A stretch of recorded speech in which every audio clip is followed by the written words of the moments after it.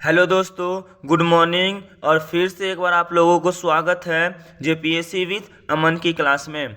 यह क्लास आप लोगों को बता दें सेमेस्टर 5 वाले स्टूडेंट के लिए हेल्पफुल होंगे जिनका कोड पेपर 11 होगा। और चलिए आपको हम बता दें, यह जो अगर आप इस क्लास का अगर आप पीडीएफ लेना चाहते हैं तो ये पीडीएफ आपको टेलीग्राम ग्रुप जेपीएससी विद अमन में आप लोगों को मिल जाएगा। और इस पीडीएफ के लिए कोई पेड करने की कोई ज़रूरत नहीं है, आप इसका पीडीएफ फ्री में प्राप्त कर सकते हैं, ठीक है।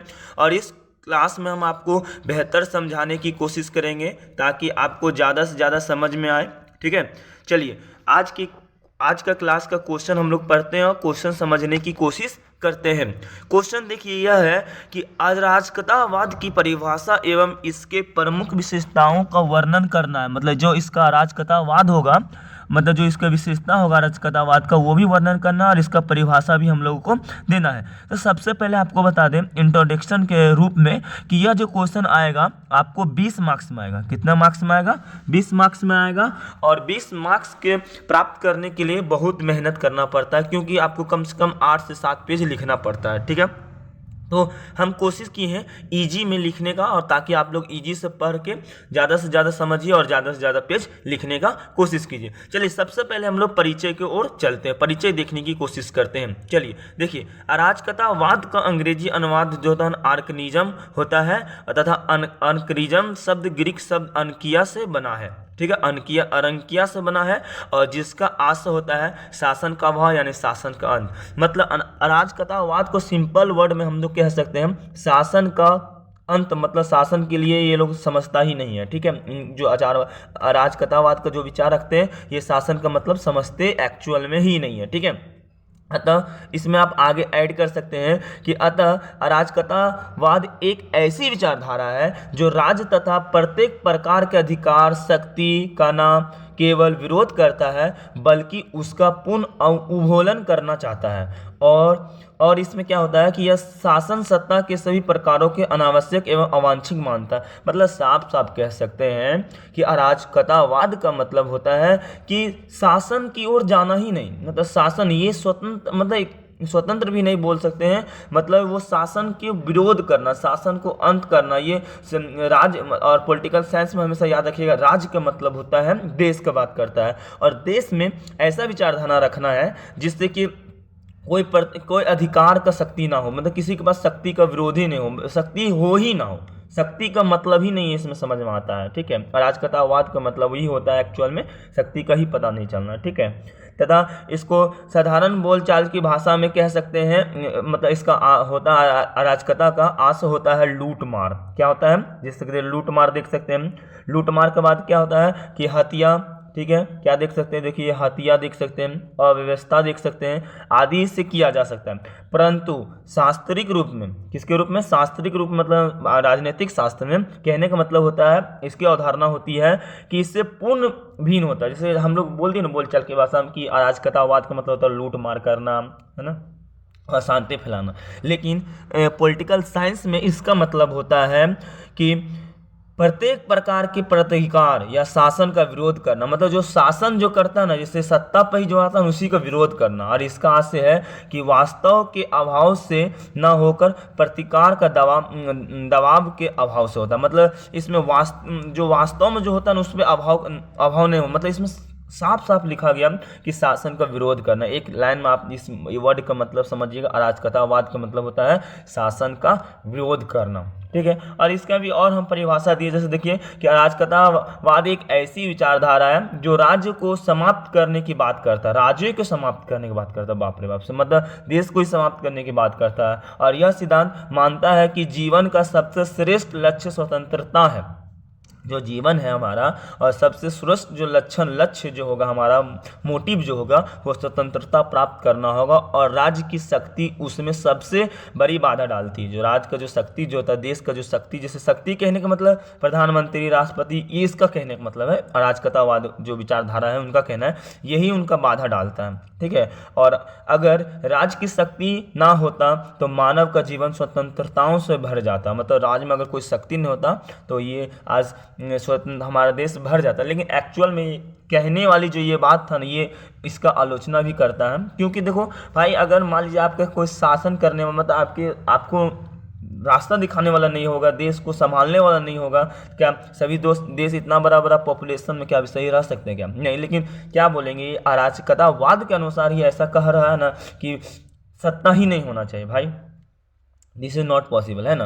लेकिन फिर भी चलिए देखते हैं इस क्वेश्चन के अनुसार और क्या मज़ेदार बात आती है। देखिए कि इसके अनुसार राज्य की कुछ भी इच्छा नहीं किया जा सकता है, राज अवांछनीय है क्योंकि मनुष्य खुद सत्य और असत्य के ज्ञान रखने वाला होता है। मतलब देश में क्या गलत हो रहा है क्या सही किसी को नहीं मतलब, किसी सत्ता से कोई मतलब नहीं है भाई, खुद इंसान जो होगा रख लेगा। लेकिन अगर ऐसा होता है तो आज हमारे देश में प्रधानमंत्री राष्ट्रपति ऐसा पद लेके बैठे हुए नहीं होते। अगर ऐसा स्थिति इंडिया में रहता या कोई भी देश में रहता तो आज ऐसा स्थिति नहीं होता। लेकिन क्या करोगे, अराजकतावाद जो विचार था इसमें यही विचार रखते हैं कि कोई शासन ही ना हो, है ना, तो ही इसी क्योंकि इंसान समझदार होते हैं। लेकिन एक्चुअल में क्या होता है ना, सीधा सरल ईमानदार प्राणी है, लेकिन बोलता है ना कि सीधा साधा प्राणी है, लेकिन जाकर बाहर में मिल कर देख लो इंसान से क्या होता है ना। लेकिन इनका मानना है कि यदि समाज सही ढंग से संचालित हो तो किसी भी बल का प्रयोग नहीं आवश्यकता होता। मतलब अगर समाज, हाँ बात सही है, कहने का मतलब इनका सही है। देखिए इंसान अगर सब सही रहता तो क्या आज हमारे देश में पुलिस की जरूरत पड़ता, प्रधानमंत्री की जरूरत पड़ता? नहीं पड़ता। लेकिन क्या करोगे, लेकिन एक्चुअल में आजकल के इंसान उतना सीधा साधा नहीं है ना।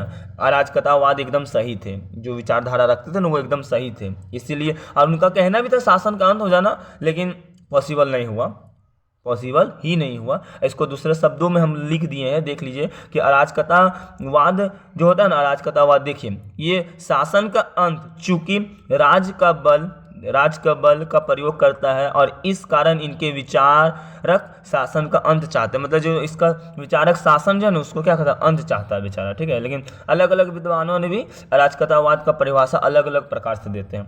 तो सबसे देखेंगे पहले क्रोपटेनिक, कौन है क्रोपटेनिक, तो ये क्या बोलते हैं, इनका मानना है कि अराजकतावाद जीवन का वह आचरण है जिसमें राजविहीनी समाज की कल्पना की जाती है और इसमें शांति व्यवस्था और कानून लोगों को पसंद नहीं होता। मतलब इसमें साफ साफ है इसका कहना ही कि लोगों को कानून ही नहीं पसंद है। लेकिन एक्चुअल में अगर कानून नहीं होता तो आजकल सब आदमी गलत करके बैठ चुका होता, ठीक है ना। चलिए उसी तरह से दूसरा विद्वान का मानना था, देख सकते हैं इनका कहना है, हक्सवेल का क्या कहते हैं कि इनका मानना है कि अराजकतावाद वह विचार है जिसमें स्वयं पर शासन करने का अधिकार स्वयं का हो और बगल के राज्यों को भी मदद करने के थोड़ा सा भी हक लाना नहीं चाहिए। मतलब कहने का मतलब है, अगर देखिए अराजकतावाद का साफ साफ मतलब है कि स्वतंत्र रूप से शासन करना, किसी को सत्ता पर नहीं बैठाना, किसी को शक्ति नहीं देना, शासन का अंत ही कर देना, अपने से खुद जो समझ में आता है वो करना, है ना। सब मनुष्य है, सब समझदार प्राणी, लेकिन एक्चुअल में ऐसा होता नहीं है, ठीक है। अब देखेंगे इसी प्रकार से हम इसका क्या देखेंगे, विशेषता देखेंगे। तो विशेषता क्या है कि राज्य एक निर्धरक तथा अनावश्यक संस्थान, राज्य जो होता है ना हमारा देश, जो एक क्या है निर्धरक, एक अनावश्यक संस्था कहने का मतलब देश जो है ना एकदम निर्धरक है, इसको चलाने के लिए कोई न कोई जरूर होता है, ठीक है। जैसे देखिए मनुष्यों के सद्गुणों का समर्थन है, मतलब जो ये अराजकतावाद जो है ना इसका दूसरा विशेषता है कि मनुष्य का सद्गुण को समर्थन करता है। लेकिन एक्चुअल में मनुष्य सद्गुण वाले हैं नहीं, क्योंकि सरल सीधे दिखते लेकिन होते एक्चुअल में नहीं है, इसलिए लेकिन इनका विशेषता है, हम तो साफ साफ बोल सकते हैं। लेकिन इसको आप वर्णन भी कर सकते हैं अगर करना चाहेंगे ज़्यादा मार्क्स के लिए, है ना। लेकिन हम छोटा छोटा वर्ड में लिख के हम इसको समझाने की कोशिश किए, है ना। देखिए जैसे कि पूंजीवाद तथा व्यक्तिगत संपत्ति का विरोध करना, है ना, और धर्म का विरोध करना। आगे देख सकते हैं प्रतियात्मिक लोकतंत्र का विश्वास नहीं रखना, समाजवाद का भी विरोध करता है ना।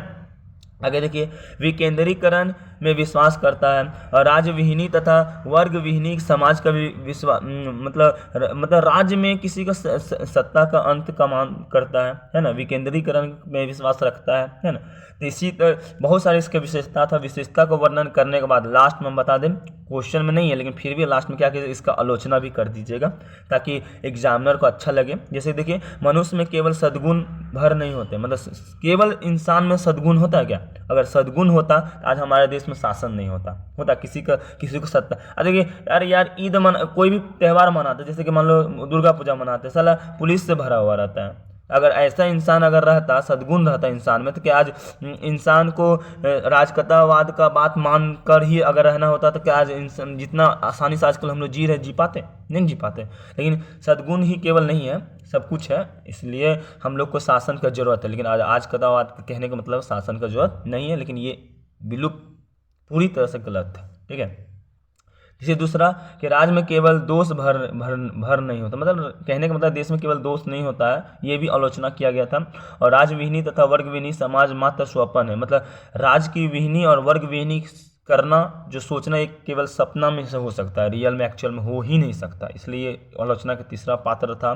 चौथा देख सकते हैं कि राज्य जीवन के लिए अनिवार्य है। ठीक है। और धर्म की आलोचना गलत है। और अराजकतावादी समाज अस्पष्ट था, मतलब अराजकतावादी जो समाज था ना उसको स्पष्ट करना ही मुश्किल ही नहीं था, मुश्किल था, एकदम स्पष्ट नहीं कर सकते हम। तो इसी प्रकार से हम लोग क्या कर सकते हैं, इस क्वेश्चन को एंड कर सकते हैं। और एंड करने के बाद इतना लिख दीजिएगा ना, आपको 100% बता रहे, विश्वास रखिए आपको 20 में 20 प्राप्त हो जाएगा। फिर मिलते हैं नेक्स्ट क्लास में, तब तक के लिए बाय बाय।